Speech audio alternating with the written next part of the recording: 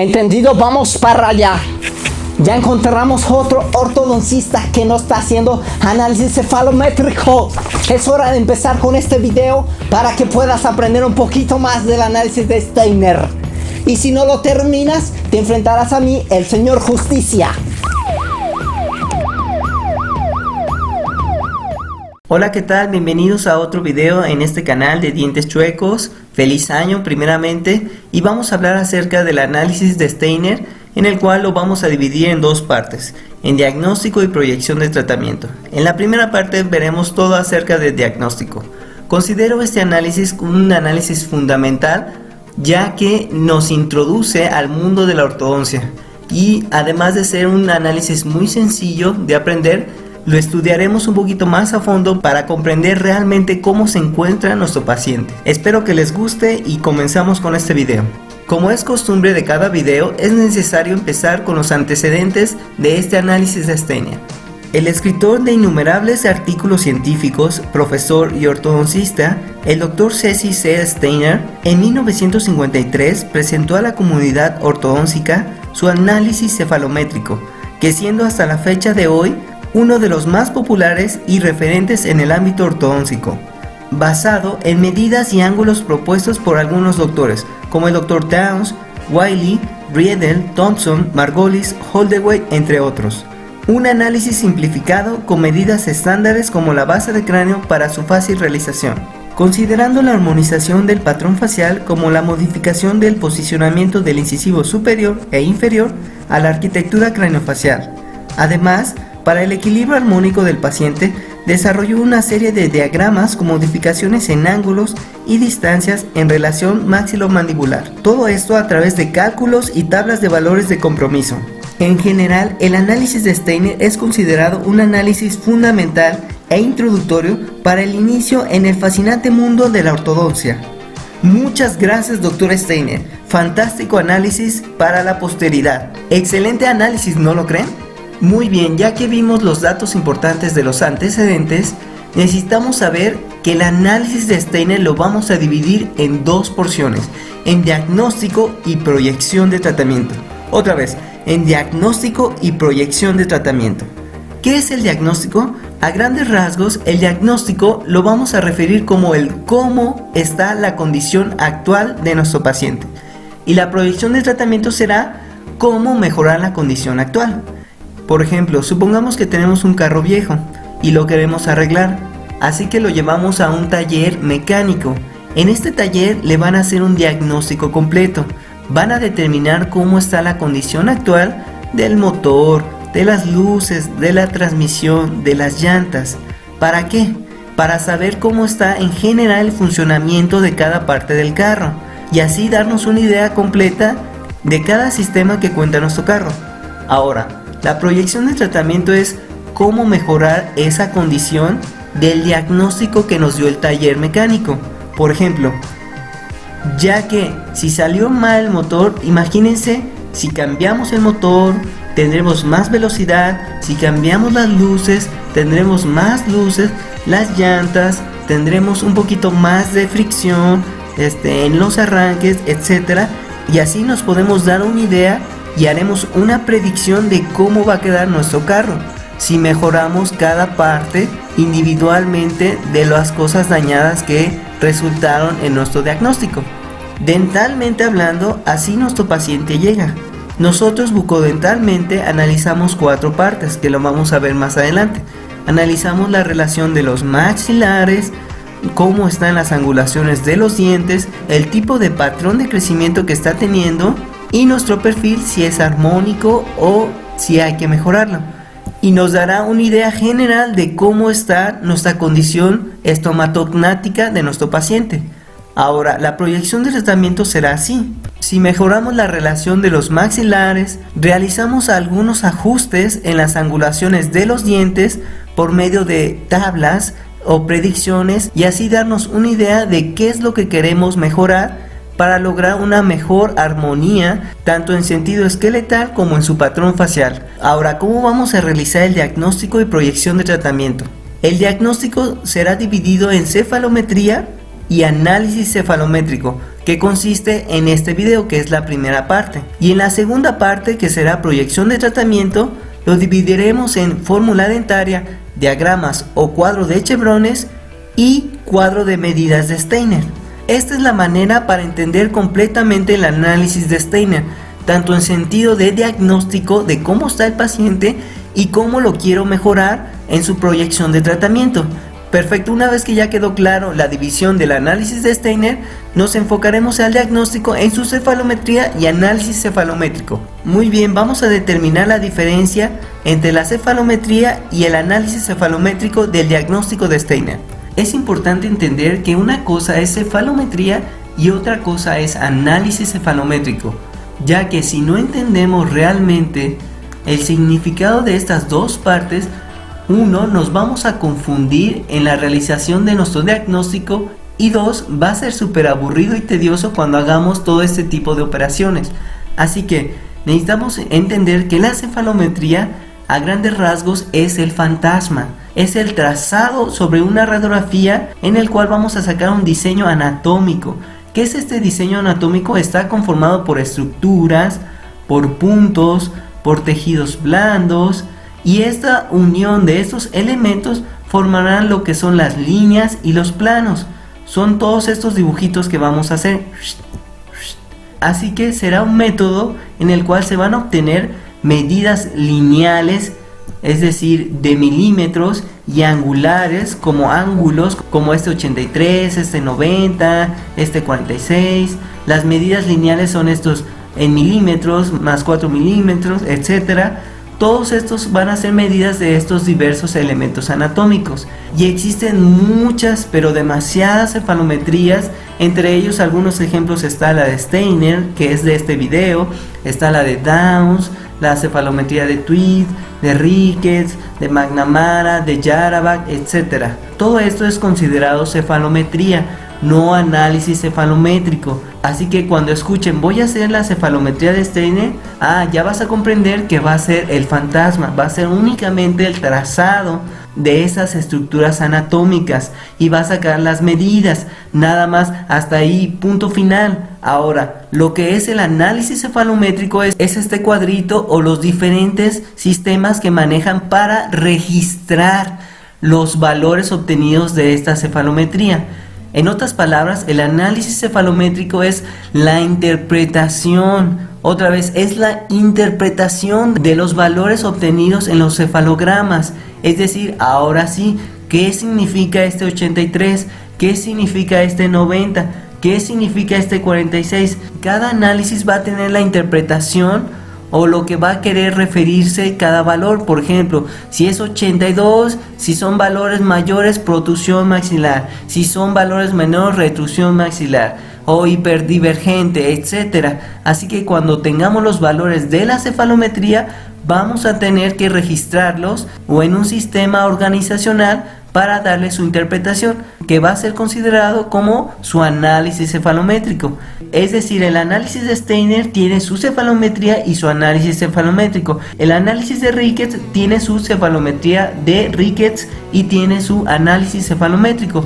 McNamara también, Jarabak también tiene su cefalometría, sus trazados, sus fantasmas, y también tiene su interpretación de estos mismos. Así que no es lo mismo cefalometría y análisis cefalométrico. Y cuando estudiamos los análisis de cualquier doctor, caemos en el error de unir estos dos elementos.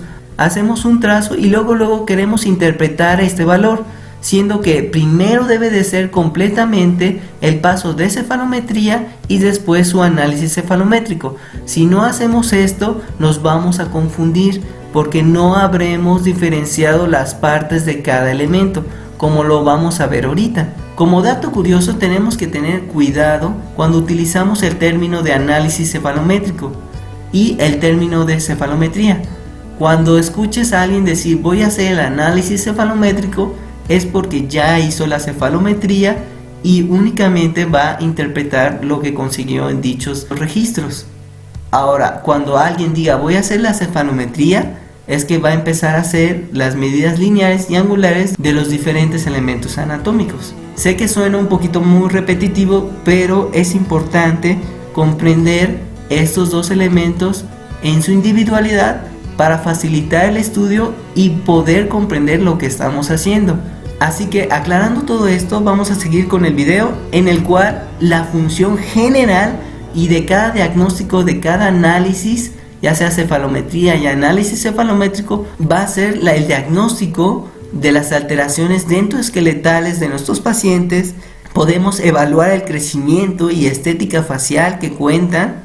Nos va a ayudar también a la evaluación y comparación de resultados obtenidos, como son los OVT, Objetivo Visual de Tratamiento, y serán documentos legales para salvaguardar el aspecto profesional de nuestro trabajo ortodóntico que estaremos realizando.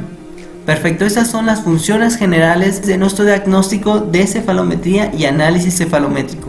Muy bien, a grandes rasgos yo te propongo 4 puntos para la cefalometría de Steiner y 4 puntos para la realización del análisis cefalométrico. En la cefalometría de Steiner, el primer punto va a ser trazados de estructuras anatómicas, el segundo punto va a ser trazar los puntos cefalométricos, el tercer paso será trazar los planos horizontales y el último paso será trazar los planos verticales. Así obtendremos lo que es la cefalometría de Steiner. Y en el análisis cefalométrico veremos los 4 elementos que constituyen este análisis, que son los ángulos esqueletales, en el cual vamos a ver su relación antero-posterior de la base del cráneo con varias estructuras anatómicas. El segundo punto, las mediciones dentoalveolares, que veremos la inclinación y ubicación antero-posterior de incisivos. En la tercera sección veremos la dirección y el patrón de crecimiento, que hablaremos acerca de la rotación mandibular. Y la última sección, que será el análisis estético, que nos enfocaremos particularmente en los tejidos blandos, como es la proquelia o retroquelia. Estas dos maneras para realizar la cefalometría y el análisis cefalométrico lo veremos paso a paso en este video. Y en el segundo video veremos lo que es la proyección de tratamiento. Muy bien, vamos a empezar con la cefalometría de Steiner. Si recuerdan, aquí están los 4 pasos para sacar esta cefalometría: estructuras anatómicas, puntos cefalométricos, planos horizontales y planos verticales. Los vamos a ver uno por uno. Muy bien, aquí contamos con una radiografía de un paciente en el cual vamos a trazar lo que es el primer punto, que son las estructuras anatómicas. No tiene que ser un gran trazado, pero sí tenemos que trazar algunos elementos en su correcta ubicación. Por ejemplo, que es la sutura frontonasal del hueso frontal con el hueso nasal. También vamos a trazar lo que es el perfil blando, que va a ser la nariz, los labios y su mentón. Y también tenemos que trazar el contorno del ala de la nariz.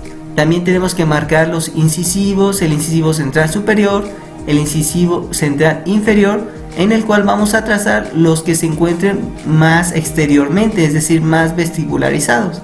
Vamos a trazar lo que es el maxilar superior, vamos a trazar el primer molar superior y el primer molar inferior. Trazaremos también la sínfisis mentoniana con sus corticales. Del maxilar inferior vamos a trazar lo que es su cuerpo, la rama y el cóndilo mandibular. También vamos a trazar lo que es la fosa pterigomaxilar, que lo vamos a observar como una gota invertida radiolúcida en esta zona. Vamos a trazar el contorno de la órbita del globo ocular, el conducto auditivo externo, que en muchas ocasiones para encontrar este conducto auditivo externo lo podemos encontrar a la altura del nivel del cóndilo de la mandíbula. Y por último vamos a trazar el contorno de la silla turca. También es necesario trazar el cuerpo del esfenoides para tener toda la estructura completa del cuerpo del esfenoides. Muy bien, estas son las estructuras importantes que debemos de trazar. Así que el segundo paso va a ser conseguir los puntos cefalométricos, que va a ser el punto S, que se va a ubicar en la silla turca, el punto N, también referido como nasion, que se ubica en la sutura frontonasal, el punto porion, ubicado en el contorno superior del conducto auditivo externo, orbital, ubicado en el contorno inferior de la órbita del globo ocular, el punto ENA, que es el punto ubicado en la espina nasal anterior, y el punto NP, ubicado en la espina nasal posterior. El punto A o subespinal, ubicado en la parte más cóncava del maxilar superior en su parte anterior. El punto B, que se encuentra en la concavidad anterior en el perfil óseo del borde anterior de la mandíbula. El punto D, que es el punto ubicado en el centro de la sínfisis mentoniana, el punto pogonion óseo, que es el punto más prominente ubicado en la parte más anterior de la sínfisis mentoniana, y también pogonion blando, que es el punto ubicado en la parte más prominente del mentón blando, el punto gonion, que se ubica en la unión del borde posterior de la rama con el borde inferior del cuerpo mandibular. ¿Cómo podemos sacar este punto? Vamos a trazar una línea paralela al borde inferior del cuerpo mandibular hasta acá, y vamos a sacar una línea al borde posterior de la rama mandibular hasta acá, y la bisectriz de estas dos líneas nos dará el punto gonion a nivel del ángulo mandibular. También vamos a sacar lo que es el GN o nation, que es el punto ubicado en la unión del borde anterior con el borde inferior del mentón. ¿Cómo sacamos este punto? Vamos a sacar una línea paralela al borde inferior del mentón y una línea que va a respetar todo el conjunto dento-alveolar a nivel inferior y paralela al borde anterior del mentón, como esta. Y la bisectriz de estas dos líneas nos dará el punto nation sobre la estructura del mentón. A nivel dental vamos a sacar lo que es el punto I o interincisal, que va a ser la medida media a nivel tanto en sentido vertical como en sentido horizontal de ambos incisivos. En otras palabras, es el punto medio entre el incisivo superior y el incisivo inferior, en sentido vertical como en sentido horizontal. Podemos trazar una línea vertical a nivel vestibular del incisivo superior, en sentido vertical también a nivel de vestibular del incisivo inferior, y también unas líneas horizontales uniendo estas dos líneas verticales, y la mitad de esta estructura será el punto interincisal. Y por último, el MO o intermolar, que va a estar ubicado a nivel de la cúspide mesiovestibular del primer molar superior y el primer molar inferior. Estos son los puntos esenciales para esta cefalometría de Steiner: el punto S, N, porion, orbital, espina nasal anterior, espina nasal posterior, el punto A, interincisal, intermolar, el punto B, el punto pogonion óseo, pogonion blando, el punto nation, el punto D y el punto gonion. Una vez que ya tenemos estos puntos, necesitamos unirlos, por lo cual vamos a sacar primeramente los planos horizontales, que son 5 planos fundamentales para este análisis cefalométrico. El primer plano va a ser, que es el principal. Se te pueden olvidar todos los planos, pero este es el principal, el mero de este análisis cefalométrico, que es plano base de cráneo. ¿Te acuerdas cuál era este punto? Es SN. Si trazamos una línea horizontal para unirlos, va a ser considerado como la base de cráneo de cada paciente, de cada trazo, por lo cual este no se te debe olvidar nunca. Plano SN, que significa plano base de cráneo, desde la silla turca a la sutura frontonasal, el punto N. El siguiente plano es el plano de Frankfurt, que es una línea horizontal que va desde porion, ubicado en la parte superior del conducto auditivo externo, pasa a nivel del cóndilo de la mandíbula, perfora la fosa pterigomaxilar y pasa a nivel inferior del contorno de la órbita del globo ocular, que es el punto orbital. Tengo que hacer un paréntesis: el plano de Frankfurt no es propio de este análisis de Steiner. O sea, no entra dentro de la cefalometría de Steiner. Yo lo puse porque es importante hacer un poquito más completo esta cefalometría y análisis cefalométrico. Así que, como dato curioso, este plano no forma parte de esta cefalometría, pero sí lo vamos a agregar para hacer un poquito más completo el estudio cuando lleguemos a su análisis cefalométrico. El tercer plano horizontal será el plano biespinal o plano palatino, que será la unión entre la espina nasal posterior y la espina nasal anterior. El cuarto plano horizontal será el plano oclusal, que será la unión de manera paralela entre intermolar e interincisal. Y el último plano horizontal será el plano mandibular, que es la unión entre gonion y nation.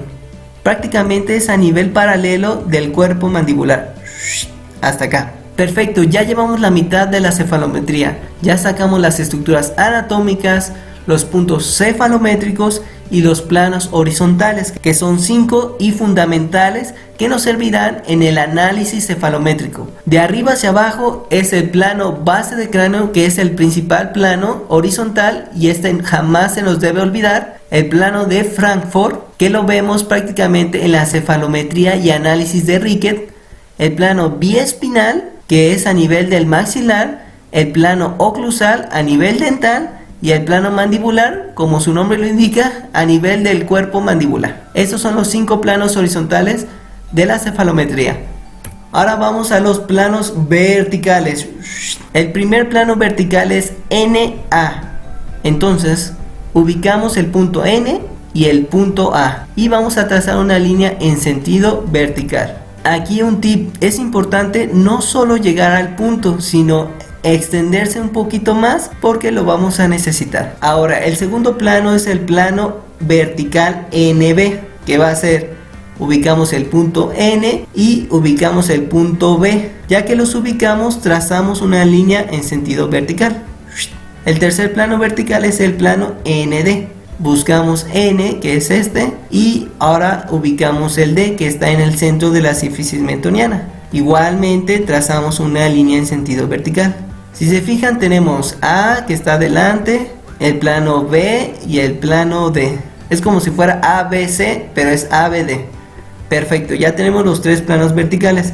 Ahora el cuarto plano vertical será el eje axial del incisivo superior. Ubicamos el incisivo superior y vamos a trazar una línea en sentido a su eje axial. Pero esta línea lo vamos a llevar hasta base de cráneo, hasta acá. Más adelante sabremos el porqué. El quinto plano vertical será el eje axial del incisivo inferior. Ubicamos nuestro incisivo inferior y vamos a trazar una línea que lo divida a la mitad. Igual esta línea debe ser un poquito más larga para que entre en contacto con el plano mandibular y con otros planos horizontales, como el plano biespinal. Hasta acá. El sexto plano vertical será la línea S. Línea S o línea estética de Steiner.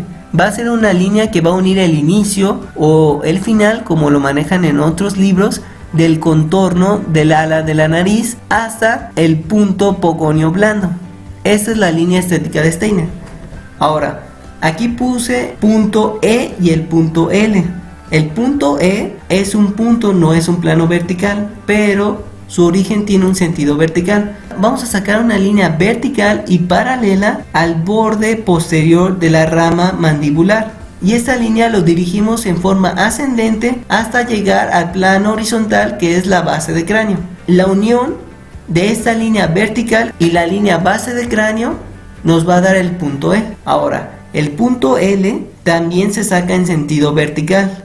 Pero ¿cómo lo hacemos? Por ejemplo, vamos a colocar esta escuadra de esta manera. Su borde posterior lo vamos a nivelar en relación al sentido del plano horizontal, que es la base de cráneo. Una vez que lo tenemos aquí, vamos a colocar otra escuadra en sentido opuesto, pero a nivel igualmente en sentido paralelo a la base de cráneo, para que esta sirva de función como soporte, para que esta escuadra la podamos deslizar en sentido anterior y paralelo a la base de cráneo.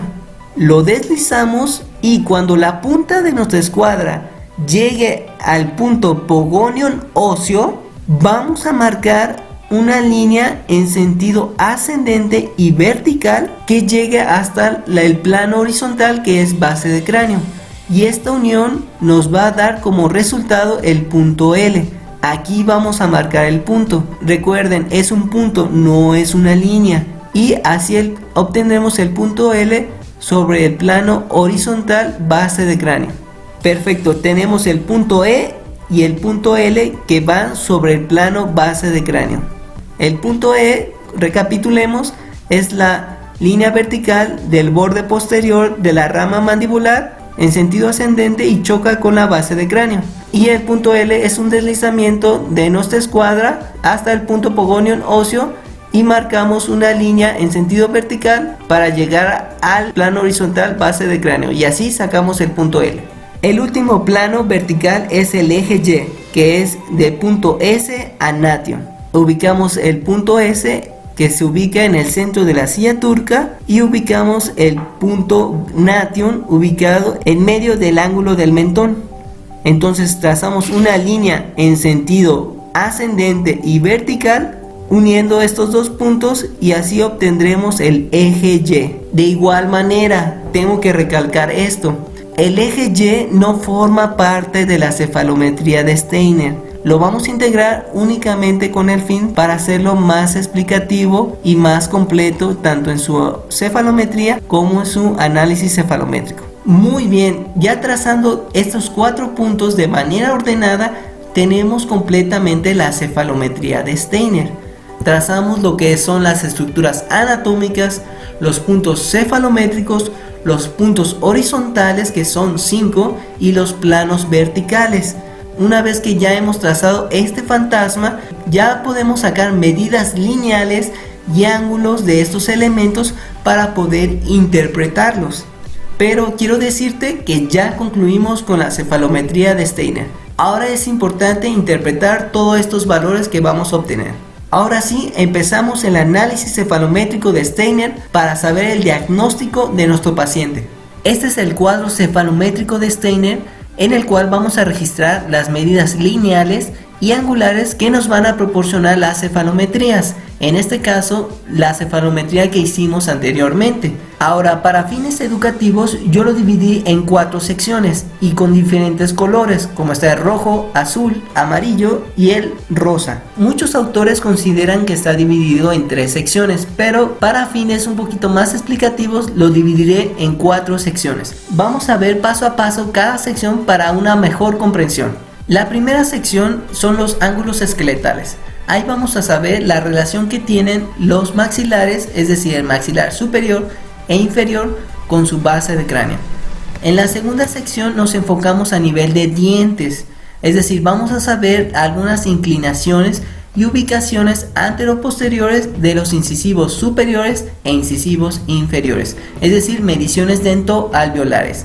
En la tercera sección vamos a saber lo que es la dirección de crecimiento, el patrón que está teniendo nuestro paciente, y por ende vamos a saber el tipo de mordida que está presentando. Y la última sección es un análisis estético, orientada únicamente al perfil blando, que es específicamente los labios, si están muy protrusivos o retrusivos. Perfecto, esto es a grandes rasgos lo que involucra el análisis cefalométrico de Steiner. Saber cómo está a nivel esqueletal, dental, su crecimiento y su perfil. También es importante saber varios términos, como es la desviación estándar. Si podemos observar, algunas secciones cuentan con valores de más menos. Por ejemplo, en ángulos esqueletales contamos con más menos 2 grados. En la sección de mediciones dentoalveolares contamos con más menos 1 grado y más menos 2 milímetros. Esto va a ser considerado como desviaciones estándar, es decir, es una medida de dispersión o de variación de los valores alrededor de su media. Por ejemplo, nuestra norma va a ser 20 grados. En nuestro transportador esta es la medida que necesitamos para que sea de acuerdo a la norma, pero nuestra desviación estándar va a ser ese rango de variabilidad que podemos tener para que sea considerado algo dentro de lo normal. Aquí tenemos una desviación de más menos 2 grados, es decir, si nuestras mediciones angulares nos dan un rango aproximadamente de 21 o 22 grados, 2 grados arriba, vamos a considerarlo dentro de lo normal. Por debajo de 20 grados vamos a tener como considerar como algo normal 19 grados y 18 grados. Entonces, nuestra norma únicamente no va a ser de 20 grados, sino va a ser un rango entre 18 a 22 grados. Es decir, del valor de 20, 2 grados arriba, que es 21 y 22, y menores a 20, 19 y 18. Este es un ejemplo de medidas angulares con sus desviaciones estándar. Necesitamos ver medidas lineales en milímetros con sus respectivas desviaciones estándar. Aquí tenemos un ejemplo. Supongamos que queremos medir la ubicación del incisivo superior respecto a la línea NA. Tenemos una norma de 2 milímetros y nuestra desviación estándar va a ser de más menos 2 milímetros. ¿Esto cómo va a ser? Vamos a poner nuestro cero de nuestra regla milimétrica a nivel de NA, que va a ser nuestro inicio, nuestra partida. tenemos valores positivos y valores negativos. Los valores positivos, que cuando no vemos explícitamente el valor positivo en la norma, vamos a retribuirlo como un valor positivo. Si fuera negativo, gráficamente se pone el valor negativo, por lo cual si no vemos ningún valor positivo o negativo, vamos a referir que el valor es positivo. ¿Por qué positivo y no negativo? Quiere decir que está dentro de lo establecido anatómicamente. Si no fuera respecto a la anatomía que deberíamos de tener, serían valores negativos. Aquí en este ejemplo va a ser esa distancia entre el 0, que va a ser la línea NA, a la porción vestibular del incisivo superior, en el cual esta distancia nos debe de dar 2 milímetros. Pero nuestra desviación estándar nos indica que el diente puede estar ubicado en el 3 y puede estar ubicado hasta el 4, nada más. Entonces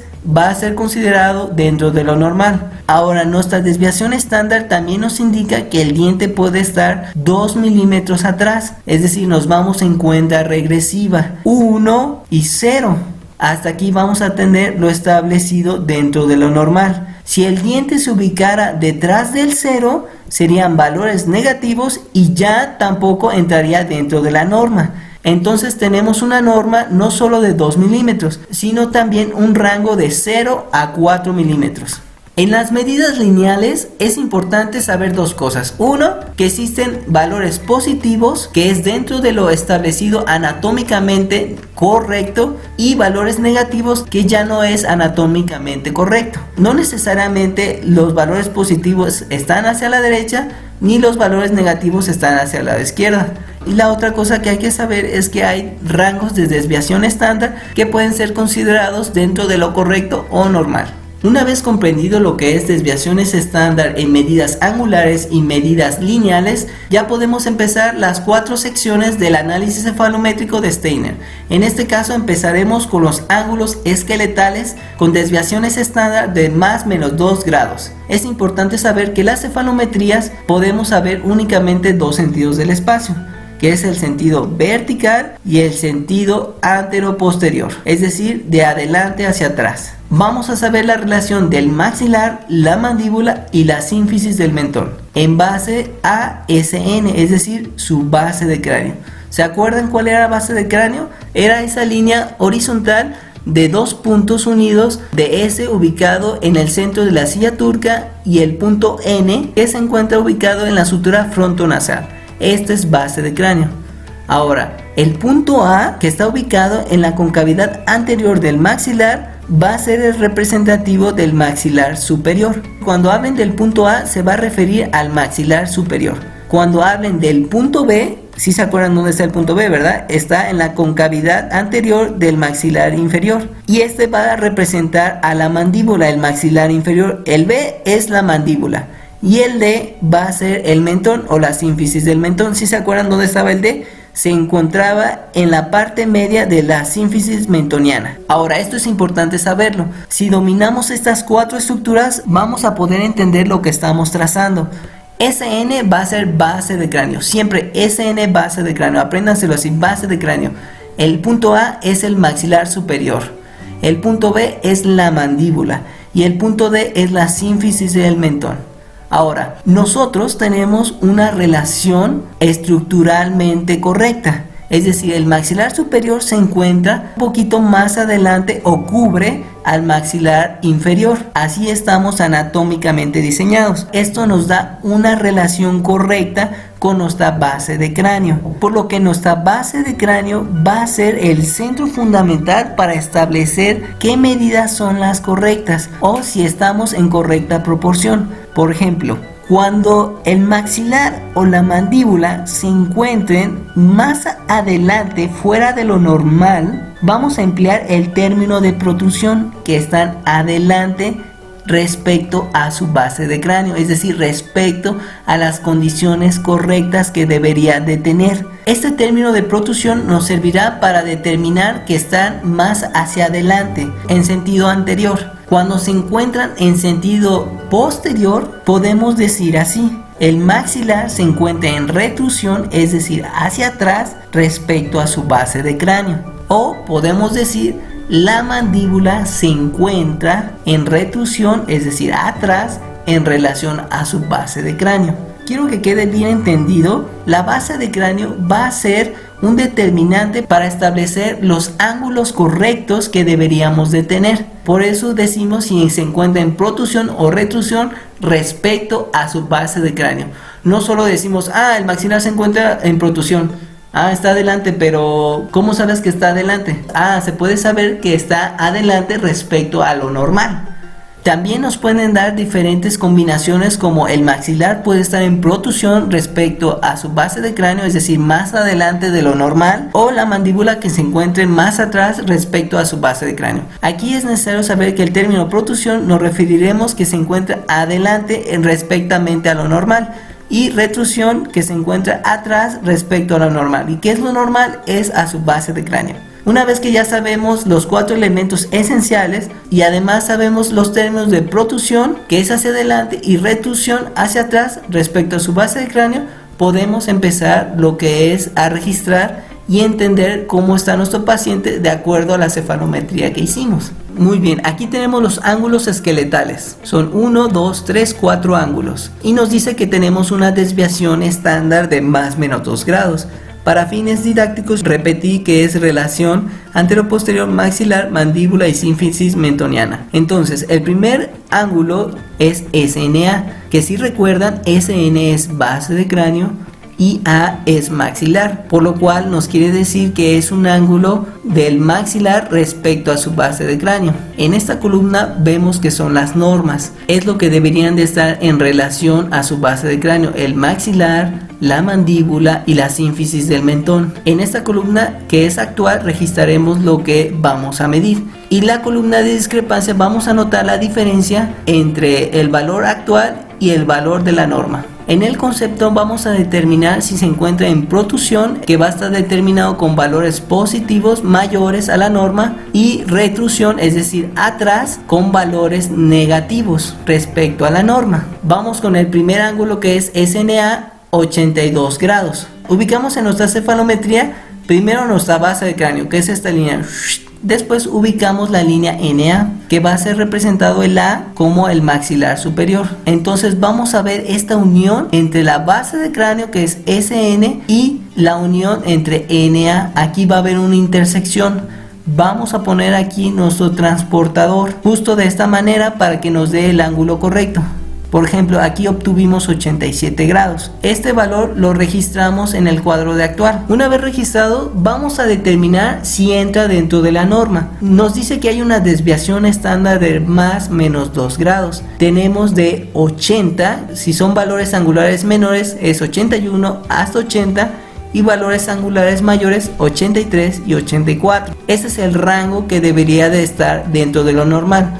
Si vemos, el 87 se pasa, no entra dentro de este rango, en el cual en el concepto nos dice que si son valores mayores dentro del rango, se encuentra en protrusión maxilar, es decir, se encuentra más adelante el maxilar respecto a su base de cráneo.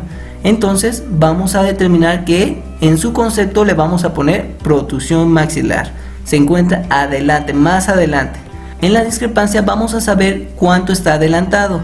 Si nos dio 87 y nuestra norma es 82, ¿cuánto es lo que está adelantado? ¿Cuánto es la diferencia? En este caso son 5 grados. Vamos a poner 5 grados de discrepancia respecto a la norma, no respecto al rango, sino a lo que debería de ser. Está adelantado 5 grados el maxilar respecto a su base de cráneo. Entonces ya tenemos la primera descripción del primer ángulo. Nuestro maxilar está adelantado respecto a su base de cráneo por 5 grados. Ahora vamos al siguiente ángulo, que es SNB con una norma de 80 grados. Vamos en nuestra cefalometría, ubicamos la base de cráneo, que es este plano horizontal que se encuentra en la parte más superior, y ubicamos NB. Recuerdan, el B va a representar el maxilar inferior, es decir, vamos a establecer si está en relación correcta con su base de cráneo. Entonces vamos a conseguir un ángulo, vamos a ubicar la intersección de NB y NS, vamos a ubicar nuestro transportador de esta manera y vamos a obtener un ángulo de esa intersección. Por ejemplo, obtuvimos 82 grados. Este valor lo registramos a la columna de actual. Una vez que ya está registrado, vamos a comparar si está dentro de lo normal, si está dentro de su rango. Recuerden que tenemos una desviación de estándar de más menos 2 grados, es decir, 79, 78, y 2 grados superiores son 81, 82. Entonces tenemos que estar dentro de este rango. Ahora, 82 está dentro de este rango de 78 a 82, pues sí, rayando con un pelo de rana calva entra dentro de este rango. Entonces aquí en el concepto nos dice, si es mayor a 82 va a estar en protrusión mandibular, es decir, va a estar adelante la mandíbula respecto a que a su base de cráneo. O si son valores negativos a 78, vamos a poner en retrusión mandibular, es decir, se encuentra más atrás en relación a su base de cráneo.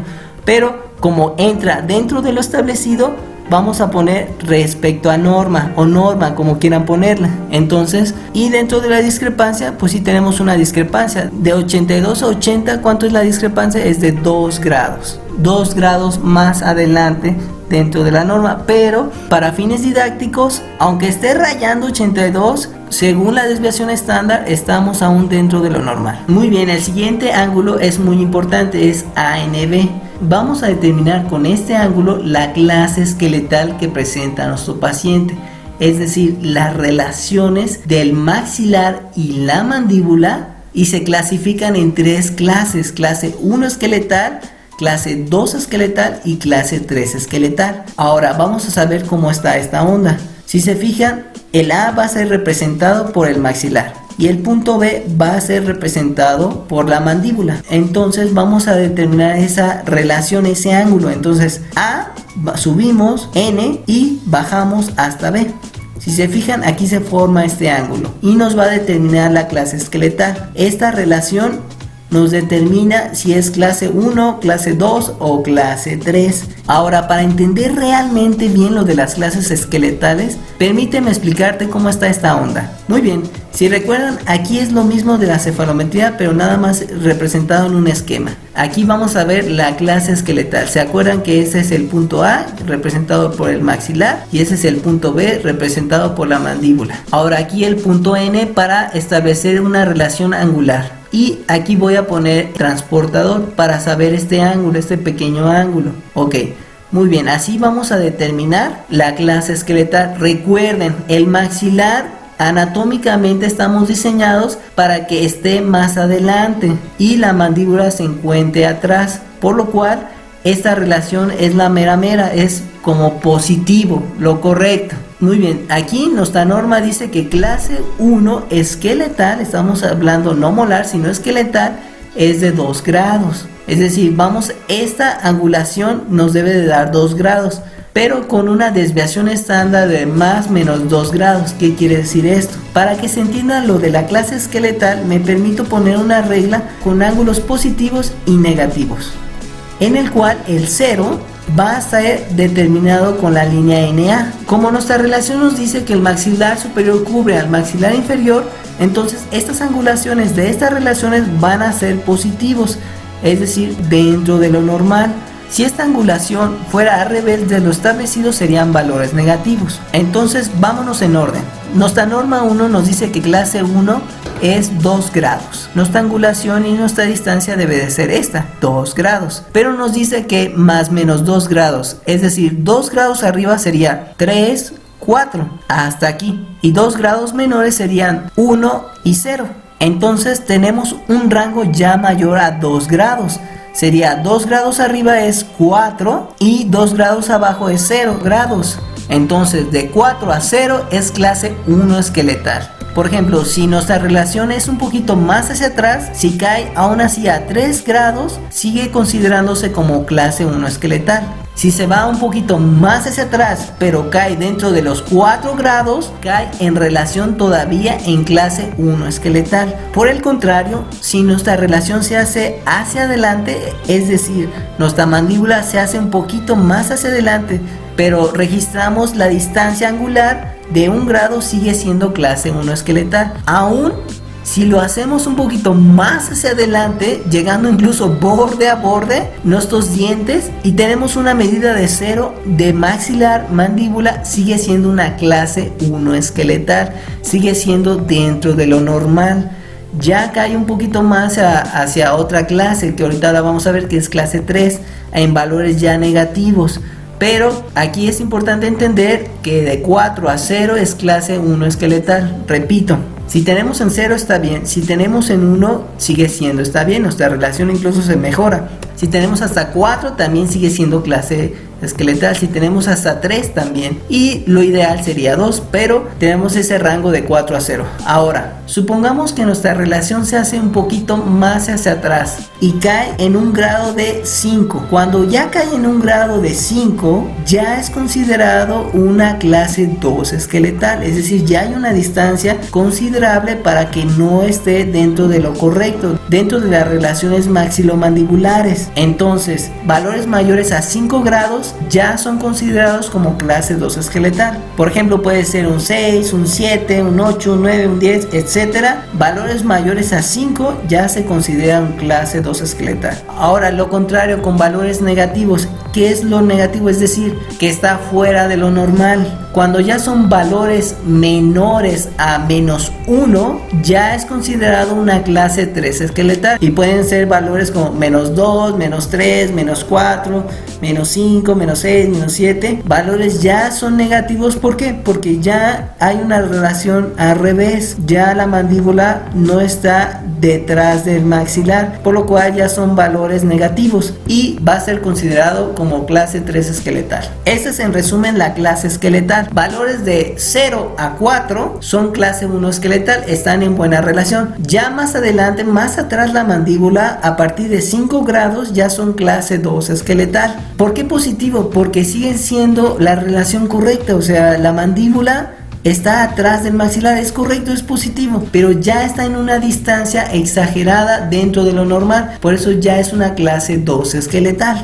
Valores negativos, ¿por qué? Porque ya no está en una relación correcta, es decir, la mandíbula ya está más adelante que el maxilar superior. Así que valores negativos a menos 1 grados es una clase 3 esqueletal. Muy bien, entendiendo esto ya podemos comprender lo que vamos a hacer en el análisis cefalométrico. Entonces, en nuestra cefalometría identificamos el punto A y el punto B. Es esta relación. Si se fijan, se ve bien, pero vamos a ver, entra dentro de clase 1 esqueletal o clase 2 esqueletal. Vamos a poner nuestro transportador de esta manera y vamos a determinar la intersección de estos dos planos verticales, que va a ser este pequeño ángulo. Por ejemplo, aquí nos dio 5 grados. Si volvemos al esquema, recuerden que a partir de 5 grados es clase 2 esqueletal. Entonces, vamos a registrar este ángulo de 5 grados. En lo actual, en nuestra norma es 2, pero aquí específicamente nos dice que de 0 a 4 es clase 1 esqueletal, como lo vimos aquí. De 0 a 4 es clase 1 esqueletal. Ya valores a más 5 grados son clase 2 esqueletal, como lo vemos aquí, clase 2. Y valores a menos 1 son clase 3 esqueletal, es decir, valores que ya son negativos hacia acá. Obviamente es clase 2 esqueletal. La discrepancia. ¿Cuánto es la discrepancia entre el valor actual y el valor de la norma? Entonces estamos por 3 grados. Esta es nuestra discrepancia. 3 grados estamos más adelante que lo establecido. Vamos al otro ángulo, que es SND. El ángulo SND va a referirse a la relación de la base del cráneo con la sínfisis del mentón, que es D. Entonces, en nuestra cefalometría ubicamos base de cráneo y ubicamos el punto D, que va a ser representado por la sínfisis del mentón. Ok, es esta línea que sube hasta acá y se intersecta con el base del cráneo. Entonces vamos a colocar nuestro transportador de esta manera. Aquí es importante, creo que me faltó decirlo, que nuestro transportador debe estar correctamente posicionado. Es decir, el 0 coincida con el otro 0 en la misma línea horizontal donde vamos a poner nuestra línea de base. Y debemos de buscar la intersección correcta entre las dos líneas perpendiculares, que sea la base principal, la colocación del transportador, para que nos salgan bien las mediciones angulares y lineales de la cefalometría de Steiner. Volviendo al ángulo, vamos a tener, por ejemplo, un ángulo de 79 grados. Este lo llevamos al cuadro de actual, lo registramos y vamos a determinar si entra dentro de lo establecido, es decir, de 74 a 78. Entonces, ¿79 entra dentro de este rango? No, es 78 lo último. Entonces, valores positivos a la norma, al rango, nos van a indicar que existe una protrusión, es decir, adelante de la sínfisis mentoniana respecto a su base de cráneo. Si fuera, por ejemplo, 73, serían valores negativos, se encontraría en retrusión de la sínfisis mentoniana respecto a su base de cráneo. Así que registramos que se encuentra en protrusión. ¿Cuál es la discrepancia? Es de 79 a 76. ¿Cuál es la discrepancia? Pues prácticamente es 3 grados. Perfecto, ya tenemos los valores de la primera sección de los ángulos esqueletales, es decir, la relación antero-posterior del maxilar, mandíbula y sínfisis respecto a su base de cráneo. Y podemos saber ya de una cierta manera que principalmente es una clase 2 esqueletal con una protrusión maxilar y una protrusión de la sínfisis mentoniana. Muy bien. Vamos a pasar a la segunda sección. La segunda sección nos corresponde a mediciones dentoalveolares, es decir, vamos a saber la inclinación y ubicación antero-posterior de incisivos superiores e incisivos inferiores, con una desviación estándar de más menos 1 grados para valores angulares y más menos 2 milímetros para mediciones lineales. Tenemos que comprender que las estructuras involucradas van a ser NA, que va a estar representado por el maxilar, y NB, que va a ser representado por la mandíbula. También van a involucrarse para formar ángulos los ejes axiales del incisivo superior y el eje axial del incisivo inferior. Necesitamos comprender el término de inclinación y angulación. Esto nos vamos a referir como angulaciones, porque en diferentes bibliografías te van a manejar el término de inclinación o angulación, pero independientemente de la fuente van a significar lo mismo. Estos términos hacen la referencia a que va a existir una inclinación entre su centro de resistencia. Por ejemplo, el 1NA nos va a hacer referencia a que vamos a sacar la angulación del eje axial del incisivo superior respecto a la línea NA que representa al maxilar. Y el 1NB nos hace la referencia de angulaciones del eje axial del incisivo inferior respecto a la línea NB que representa a la mandíbula. Cuando veamos este símbolo de grado o angulación o inclinación, nos hace referencia que va a haber una inclinación a través de su centro de resistencia. Cuando tengamos inclinaciones hacia adelante de la corona del incisivo superior, vamos a utilizar el término de proinclinación. Lo contrario, cuando hagamos inclinaciones hacia atrás de la corona, vamos a establecer el término de retroinclinación. Lo mismo pasa en el incisivo inferior. Cuando hacemos inclinaciones hacia adelante, vamos a retribuir el nombre de proinclinación. Y cuando hagamos movimientos hacia atrás de la corona, vamos a hacer el uso del término de retroinclinación. A grandes rasgos, cuando veamos este símbolo de grado,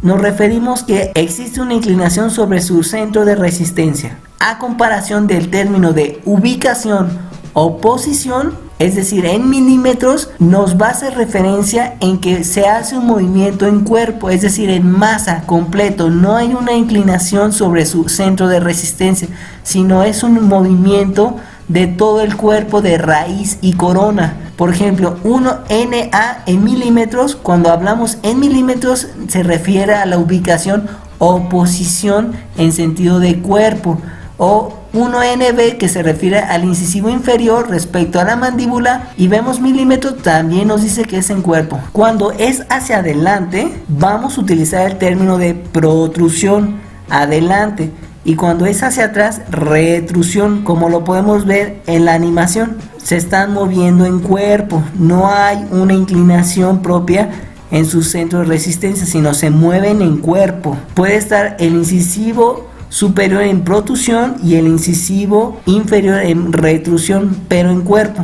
no en inclinación.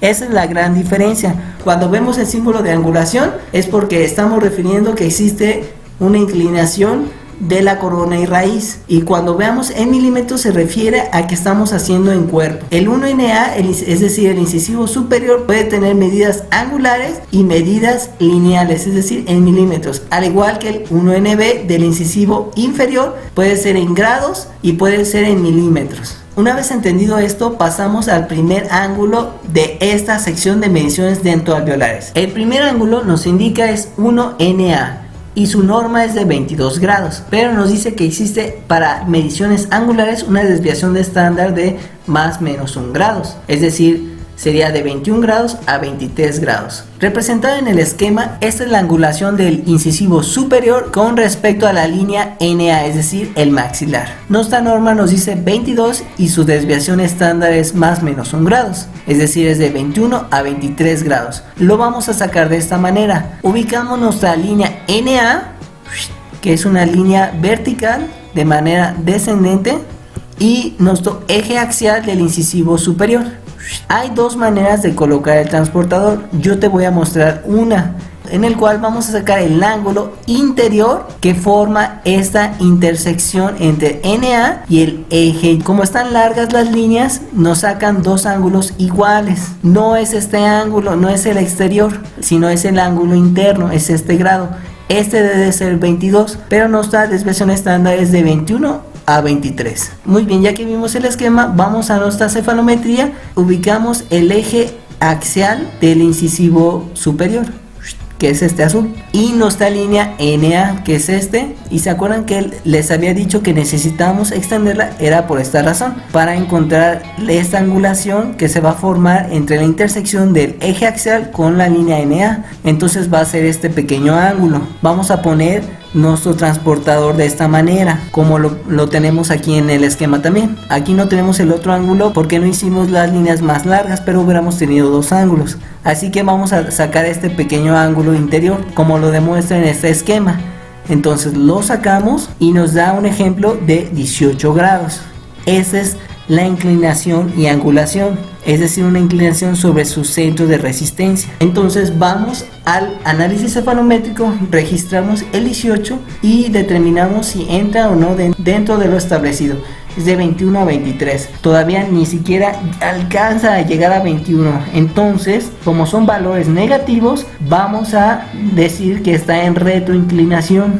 La corona está hacia atrás, por ende la raíz está yendo hacia adelante, por lo cual vamos a poner retroinclinación. ¿Cuál es el valor de discrepancia entre lo actual y lo normal? Es de 4 grados, es decir, 18 más 4 dan 22 grados. Esta es la manera de sacar este ángulo.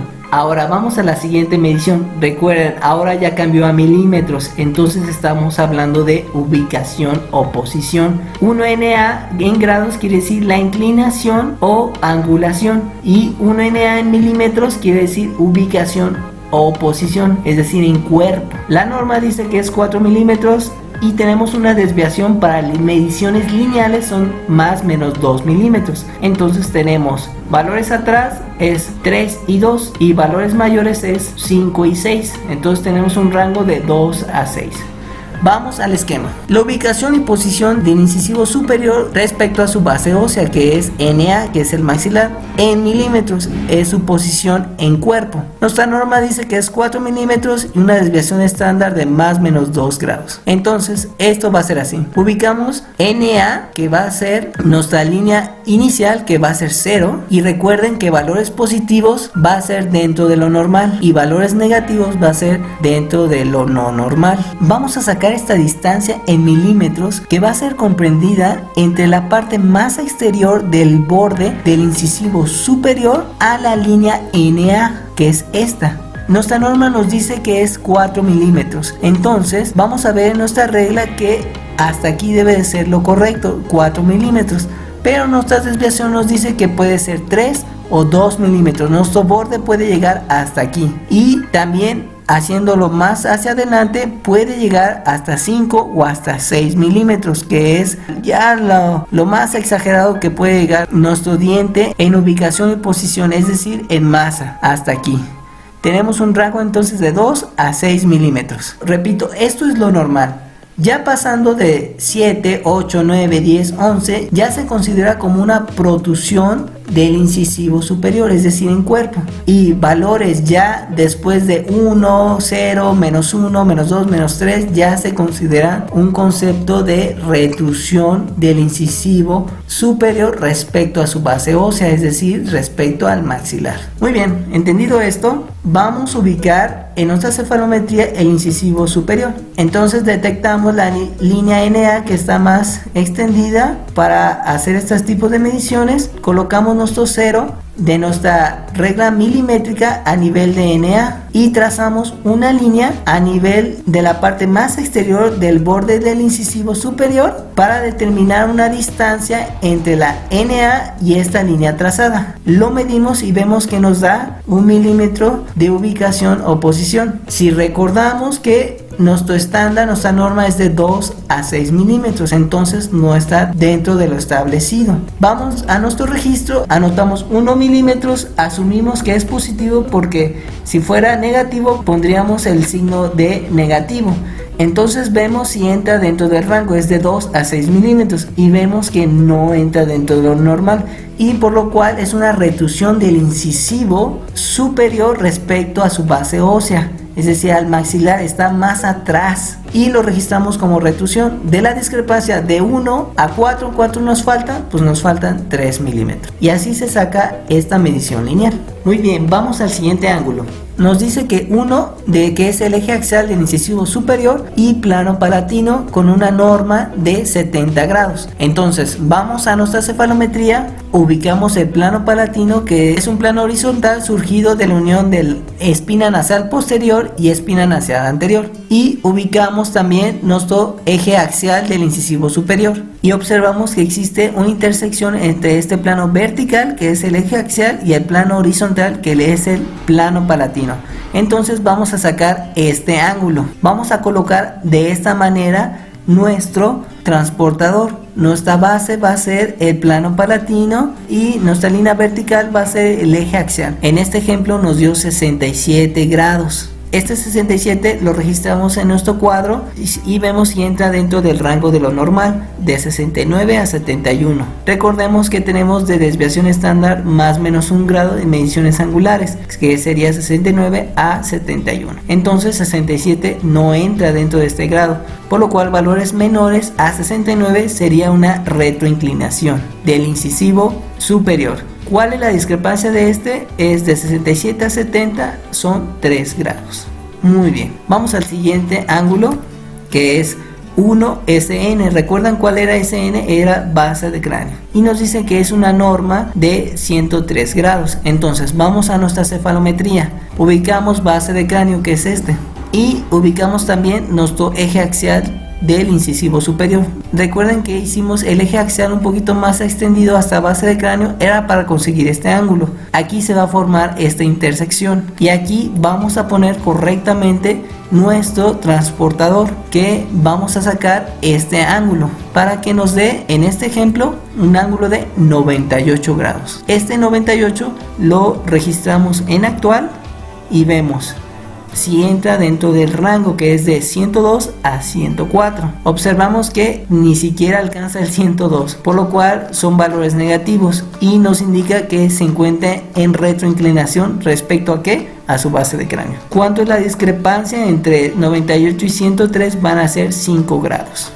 Muy bien. Si se fijan aquí, bueno, tal vez no se alcanza a apreciar en la definición del video, pero todos estos ángulos, estos 4 ángulos, son del incisivo superior y posteriormente siguen los ángulos del incisivo inferior. Entonces vamos al 1NB angular de inclinación. Observamos que vamos a sacar el ángulo 1NB en sentido de inclinación o angulación. Nuestra norma es de 25 grados con desviación de estándar de más menos 1 grado. Entonces sería 1 grado menor es 24 y 1 grado mayor es 26 grados. Ubicamos dentro de nuestra cefalometría la línea NB, que va a corresponder a su base ósea, que es la mandíbula, y el eje axial del incisivo inferior.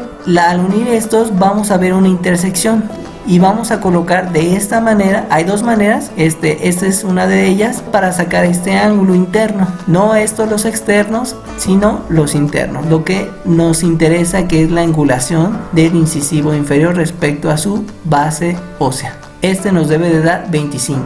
Ok, vamos a nuestra cefalometría, ubicamos el eje axial del incisivo inferior, ubicamos también la línea NB, que es esta, y aquí me tapa el transportador, pero aquí llega el punto B. Vamos a sacar este pequeño ángulo, como lo vemos en la imagen, es esta angulación que queremos sacar. Entonces en este ejemplo nos dio 28 grados, entonces lo vamos a llevar a nuestra tabla de registro, que es 28 grados. Vamos a ver, entra dentro del rango, no es de 24 a 26, se pasa incluso por 2.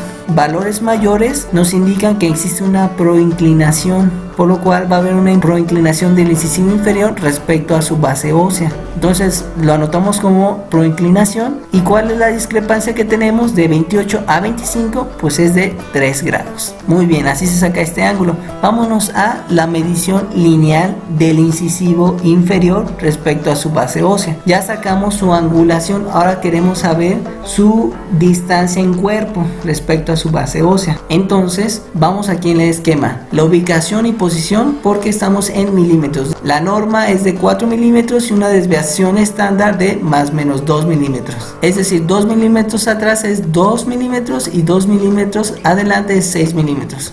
Vamos al esquema, determinamos nuestro cero de nuestra regla milimétrica, va a ir empalmada con la NB, que va a ser lo establecido. Valores positivos hacia adelante porque es dentro de lo normal, debe de haber un cierto posicionamiento adelante.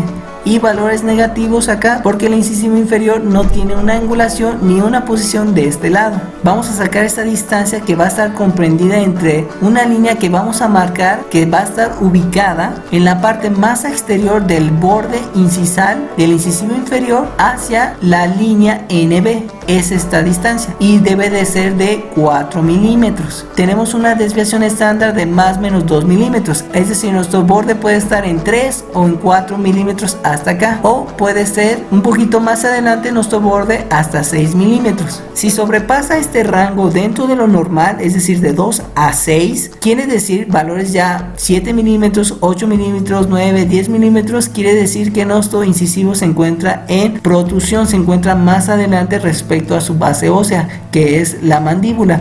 Por el contrario, si se encuentra en valores de 1, 0, menos 1, menos 2, menos 3, menos 4, se encontrará en retrusión, es decir, hacia atrás en masa respecto a su base ósea, que es la mandíbula.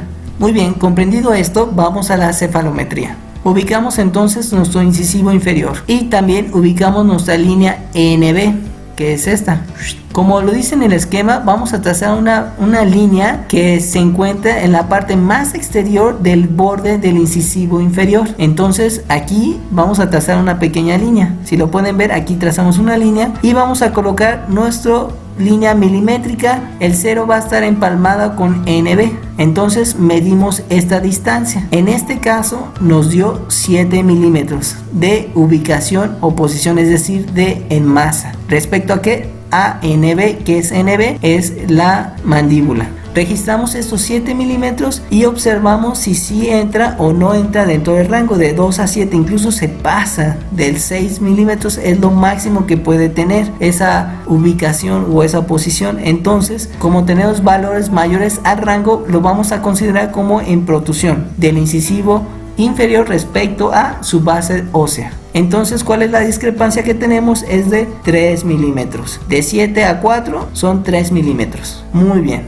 Seguimos con el siguiente ángulo, que es incisivo inferior con plano mandibular. Y nuestra norma nos dice que es 90 grados. Entonces, vamos a nuestra cefalometría. Buscamos nuestro plano mandibular, que es la unión entre los puntos gonion y nation. Y buscamos nuestro eje axial de nuestro incisivo inferior. Por eso extendimos este plano vertical, para que hubiera una intersección entre estos dos planos, entre el plano mandibular y el eje axial del incisivo inferior. Colocamos nuestro transportador de esta manera, asegurándonos que los ceros de cada lado del transportador estén anivelados al plano mandibular. Entonces vamos a determinar este ángulo que nos va a dar nuestro transportador. Aquí en este ejemplo nos dio 93 grados. Este 93 lo llevamos al registro y vemos si dentro del rango normal, que sería de 89 a 91. 71. Entonces, ¿el 93 entra en este rango? Pues no entra. Son valores mayores. Entonces nos quiere decir que está en proinclinación el incisivo inferior respecto al plano mandibular. ¿Cuál es esta discrepancia? De 93 a 90 son 3 grados. Muy bien. Ahora vamos al siguiente ángulo, que es el interincisal. Como que el nombre ya lo dice todo, ¿no? Entre los incisivos, que su norma indica es de 131 grados. Vamos al esquema. En la cefalometría, si trazamos el eje axial del incisivo superior y el eje axial del incisivo inferior, automáticamente nos va a dar esta intersección un ángulo de 131 grados aproximadamente. Esto es dentro de lo establecido. Si en dado caso hiciéramos una inclinación hacia adelante de ambos incisivos, si se fijan, reduciríamos el ángulo interno. Valores menores de 131 grados podemos decir que se encuentran en proinclinación, o en términos más coloquiales se encuentran vestibularizados. Aquí, si se fijan, cambia un poquito el término. Valores menores a 31 grados se encuentran en proinclinación. Ahora, lo contrario, si hiciéramos una inclinación hacia atrás de ambos incisivos, veríamos que el ángulo intercisal aumentaría más que 131 grados, por lo cual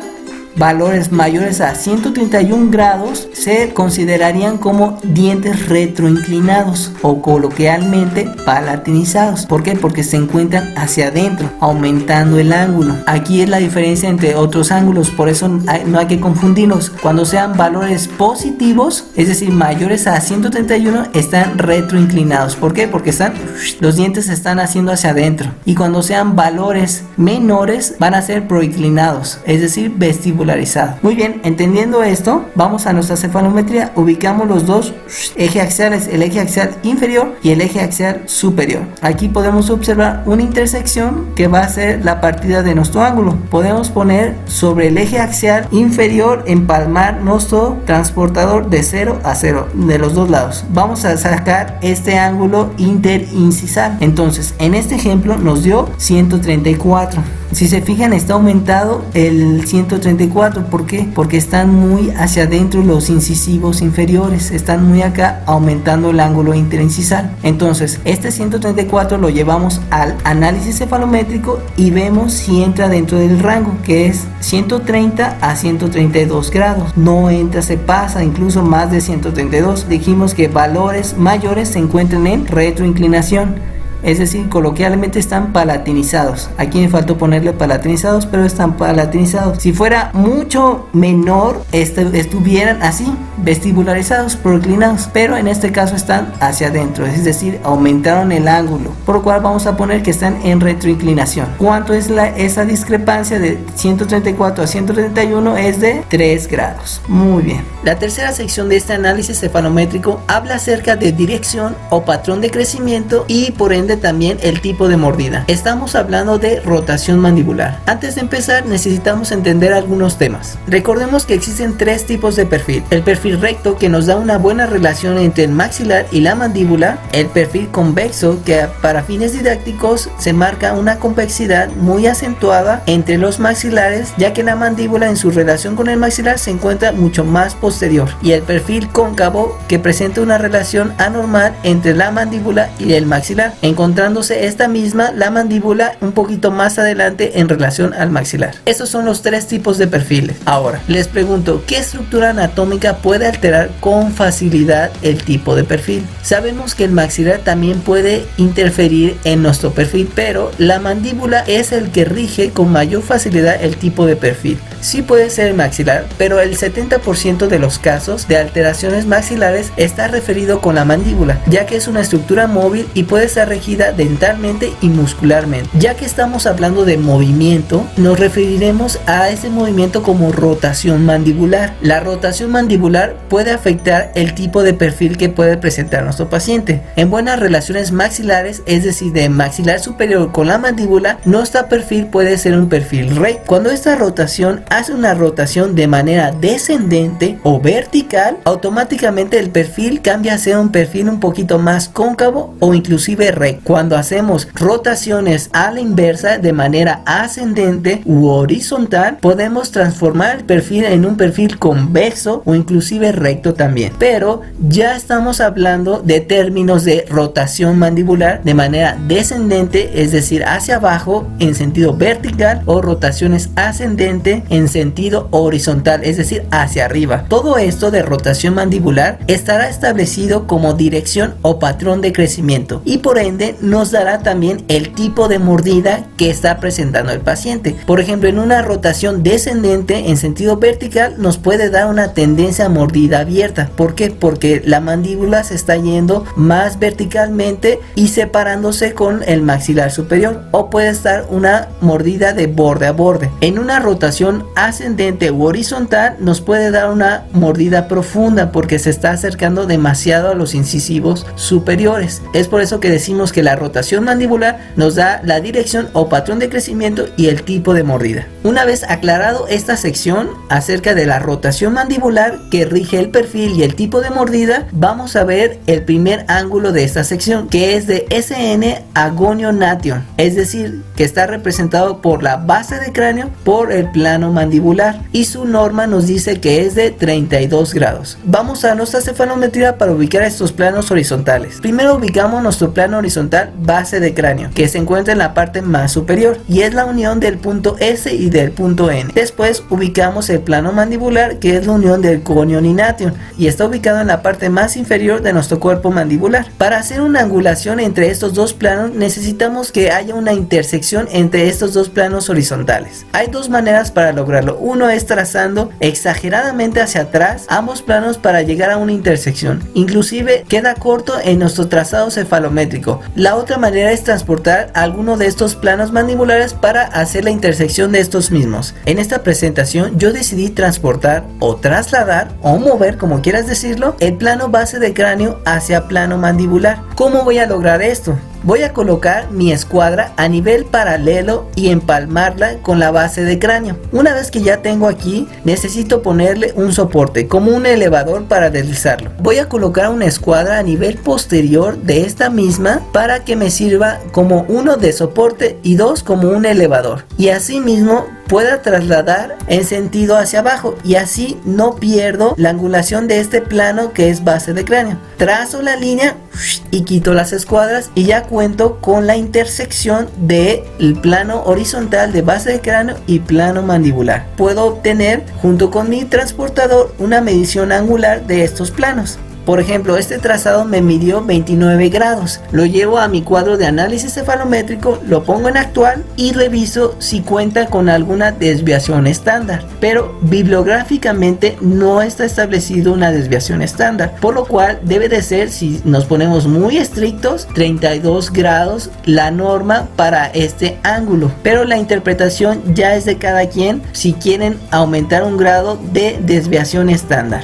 En este caso 29 grados está por debajo de 32 grados. Será un crecimiento horizontal con una tendencia a mordida profunda. En otras literaturas se le conoce como counterclockwise, es en contra de las manecillas de reloj, es decir, va de manera ascendente. Este ángulo debería estar un poquito más abierto para tener una buena relación, pero como está de manera ascendente, se está disminuyendo el ángulo y por ende me está dando también un crecimiento horizontal y una mordida, una tendencia más bien, aunque no presente mordida profunda, pero me puede dar una tendencia a mordida profunda. Lo vamos a registrar como crecimiento horizontal, tendencia a mordida profunda y counterclockwise, como en contra de las manecillas de reloj. ¿Cuánto es la discrepancia entre 29 y 32? Es de 3 grados. Muy bien, si me permites vamos a profundizar un poquito más en este crecimiento horizontal.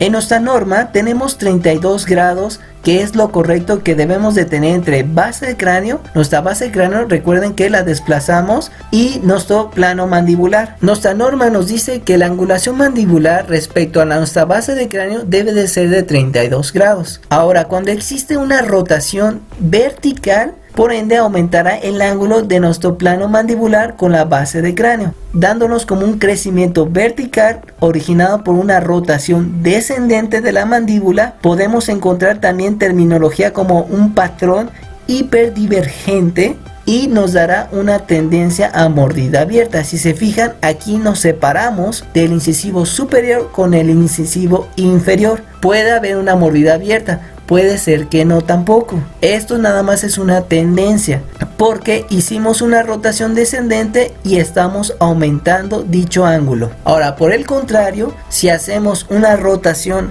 ascendente, disminuye este ángulo, por lo cual nos está dando un crecimiento horizontal ocasionado por una rotación mandibular de manera ascendente, y nos está dando una tendencia a mordida profunda, ya que nos estamos acercando más a los incisivos superiores, pero puede ser que sí o no tengamos mordida profunda. Y en otros casos ya un poquito más severos, inclusive en otros casos un poquito más severos, la mandíbula llega a sobrepasar el maxilar, siendo propio de los clases 3 esqueletales.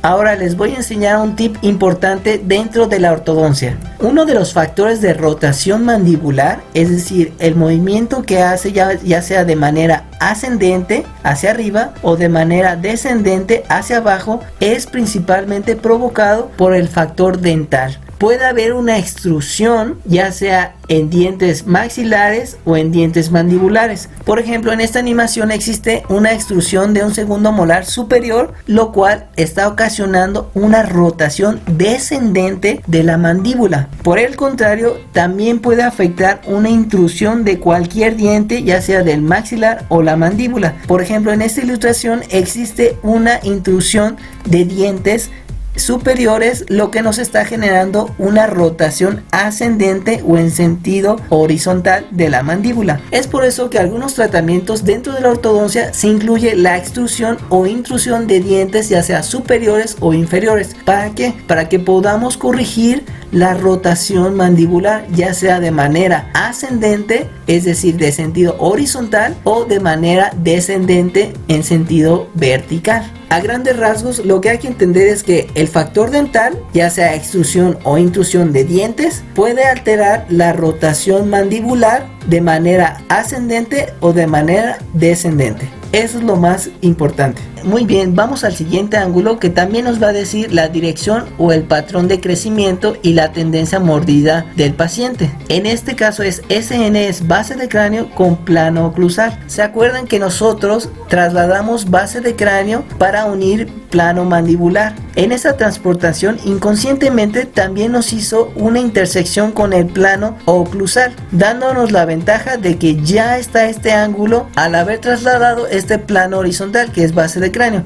Entonces vamos a poner nuestro transportador de esta manera para que empalme correctamente con plano oclusal, y vamos a sacar este ángulo para determinar su angulación. En este caso nos dio 11 grados. Vamos a nuestra tabla de registro, anotamos 11 grados, vemos que no hay desviación estándar, por lo cual nos vamos a poner un poquito estrictos a que debe de ser 14 grados, siendo 11 grados menor que 14 grados, siendo que valores menores nos va a indicar un crecimiento horizontal, tendencia a mordida profunda, conocido como counterclockwise, en contra de las manecillas de reloj. Sacamos la discrepancia de 11 a 14 grados, tenemos una discrepancia de 3 grados. Muy bien, el siguiente ángulo también nos va a determinar el crecimiento vertical y horizontal.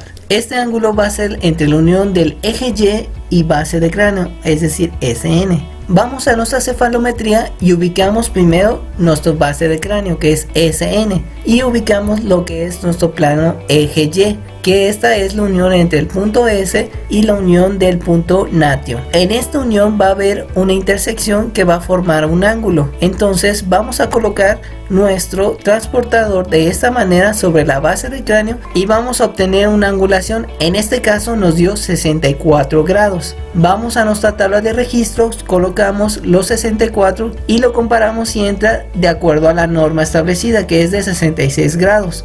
Vemos que 64 son valores mucho menos que 66, por lo cual valores negativos por debajo de la norma nos va a indicar un crecimiento horizontal, que es en contra de las manecillas del reloj, counterclockwise. Si fuera al revés, sería en crecimiento vertical. Si fuera por ejemplo un 68, crecimiento vertical, es decir, clockwise como las manecillas de reloj, de manera descendente. En este caso nos dio crecimiento horizontal. Sacamos la discrepancia entre 64 y 66 y es una discrepancia de 2 grados. Vamos con el siguiente ángulo, que es el eje Y con plano de Frankfurt, con una norma de 59.4 grados. Ubicamos en nuestra cefalometría nuestro plano de Frankfurt, que es la unión entre Porion y orbital, y ubicamos nuestro eje Y, que ya lo utilizamos en el ángulo anterior. Entonces, la unión y la intersección entre estos planos va a formar una angulación. Vamos a poner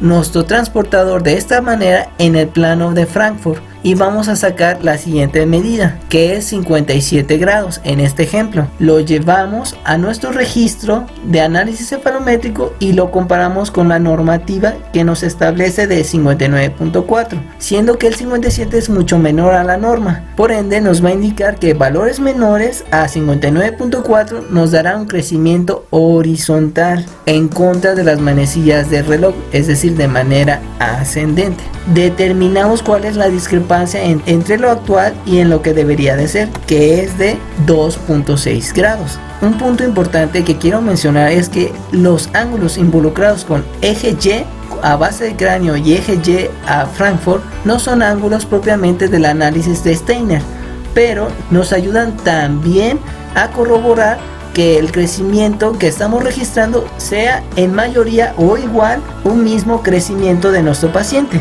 Por ejemplo, estos dos nos han dado el crecimiento horizontal y los otros dos ángulos que no son de Steiner también nos corroboran el crecimiento horizontal que está presentando nuestro paciente.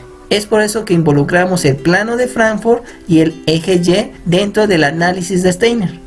Muy bien, es hora de pasar al siguiente ángulo, en el cual nos dice la distancia del punto E al punto E y lo vamos a sacar en milímetros. Su norma es de 22 milímetros. Vamos a nuestra cefalometría y ubicamos el punto S y el punto E, en el cual vamos a medir con nuestra regla milimétrica esta distancia. Únicamente, no es angular, únicamente es una medición lineal.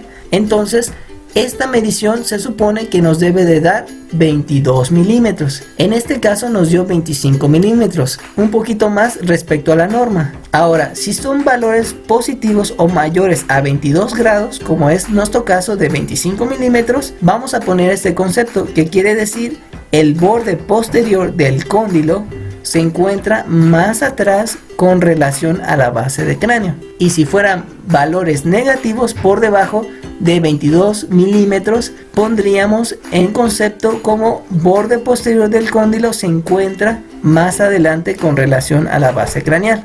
Muy bien, volviendo a nuestro cuadro, vamos a marcar el 25 dentro de lo actual y comparamos si entra dentro de la norma, pero vemos que no entra dentro de la norma. Como son valores mayores a 22 grados, vamos a poner el borde posterior del cóndilo se encuentra más atrás con relación a la base de cráneo. ¿Cuál es la discrepancia que tenemos de 25 a 22 milímetros? Es de 3 milímetros. Muy bien, vamos a explicar ahora acerca de qué quiere decir este concepto. El ángulo SE representa la distancia que tiene el borde posterior del cóndilo respecto a la base de cráneo. Por ejemplo, nuestra norma nos dice que la distancia correcta debe de ser de 22 milímetros. El borde posterior del cóndilo se debe de encontrar a una distancia de 22 milímetros en respecto a su base de cráneo. Ahora, cuando existe una rotación ascendente de manera horizontal, vemos que aumenta esta distancia. ¿Por qué? Porque hubo una rotación de manera ascendente, haciendo el cóndilo un poquito más hacia atrás, aumentando esta distancia del borde posterior del cóndilo respecto a su base de cráneo. Otra vez, hacemos una rotación mandibular de manera ascendente u horizontal que nos va a provocar un aumento de distancia del borde posterior del cóndilo respecto a su base de cráneo. Por eso dice que valores mayores a 22 milímetros nos quiere decir que el borde posterior del cóndilo se encuentra más atrás, es decir, aumentó la distancia, se encontró más hacia atrás en relación a su base de cráneo. Es por eso ese concepto. Ahora, por el contrario, cuando hacemos rotaciones descendentes, es decir, en sentido vertical, por ende vamos a ver una disminución en la distancia del E al S, es decir, del borde posterior del cóndilo con relación a su base de cráneo. En este caso nos dio 19 milímetros. Por eso es el concepto que dice que valores negativos a 22 milímetros, como es el caso de 19 milímetros, el borde posterior del cóndilo se encontrará más adelante con relación a su base de cráneo. Otra vez me regreso tantito. Nosotros tenemos una distancia que debe de ser una distancia de 22 milímetros del borde posterior del cóndilo respecto a su base de cráneo. Cuando nuestro paciente tiene rotaciones de manera descendente, esta distancia se ve disminuida. ¿Por qué? Porque va rotando y va moviendo la parte posterior del cóndilo, acercándolo un poquito más a la base de cráneo. Cuando sean valores menores, como 19 milímetros, el borde posterior del cóndilo se encontrará más adelante con relación a su base de cráneo. Esta es la comprensión de estos conceptos. Ahora vamos a sacar la siguiente distancia, que es de S a L en milímetros, con una norma de 51 milímetros. Vamos a nuestra cefalometría y ubicamos el punto S y el punto L. Entonces vamos a sacar con nuestra regla milimétrica esa distancia, que de acuerdo a la norma debe de ser 51 milímetros. En este caso medimos y nos dio exactamente 51 milímetros, por lo cual lo registramos al análisis cefalométrico y tenemos la misma medida que la norma que nos está indicando. En el concepto dice que valores mayores a 51 nos indica que existe una hiperplasia mandibular, y valores menores a 51 y existe una hipoplasia mandibular. En este caso no existe una hipoplasia o hiperplasia mandibular. Vamos a poner de acuerdo a la norma o en norma. Nuestra discrepancia será de 0 milímetros, ya que contamos con la misma distancia de la norma y actual del paciente. Muy bien, es hora de pasar a la última sección del análisis cefalométrico, que consiste en un análisis estético, más que nada en tejidos blandos como son los labios, el perfil del paciente. Esta medición lineal nos referiremos a ella como línea estética de Steiner, lo cual consiste en una línea llamada S o línea estética de Steiner, que consiste en una línea vertical y pasa en el inicio o al final, como lo pueden encontrar en la literatura, de la S de la ala de la nariz. Es decir, ese es el contorno del ala de la nariz, y esta línea se dirige hacia abajo hasta tocar pogonio blando. Ahora, nuestra norma dice que 0 milímetros, es decir, los labios, tanto el labio superior como el labio inferior, deben de estar en contacto con la línea. El contacto con esta línea determinará los 0 milímetros. Si se encuentra el labio por delante de esta línea, serán valores positivos y serán considerados como proquelia o en protusión. Si se encuentra cualquier labio por detrás de la línea, serán valores negativos y se pondrá como un concepto retroquelia o retrusión del labio. Puede haber una biproquelia, es decir, los dos que estén adelantados o en protusión, o puede haber una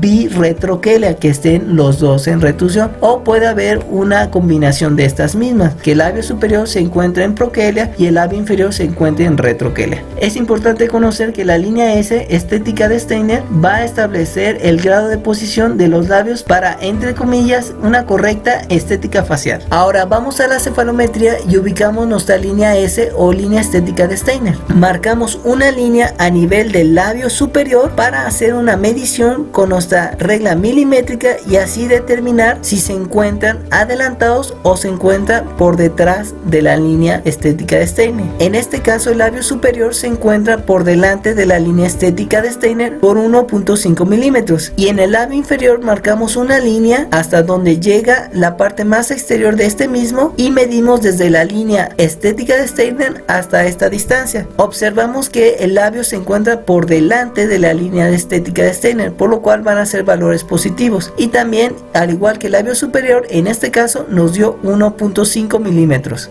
Lo registramos en nuestro cuadro de análisis cefalométricos y determinamos que el labio superior se encuentra 1.5 milímetros respecto a la línea estética de Steiner, y el labio inferior también 1.5 milímetros.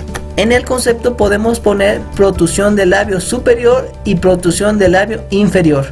Como concepto, biproquelia. dándonos una discrepancia de 1.5 milímetros en protrusión labial de ambos labios. Si estuvieran por detrás de la línea serían retusión labial. En este caso se encontraron por delante de la línea estética de Steiner. A grandes rasgos, el labio superior y el labio inferior debe de contactar con la línea estética de Steiner. Si estos están por delante de la línea, serán considerados como proquelia o protrusión labial. Si estos mismos también se encuentran por detrás de ella, se van a considerar como retroquelia o retusión labial.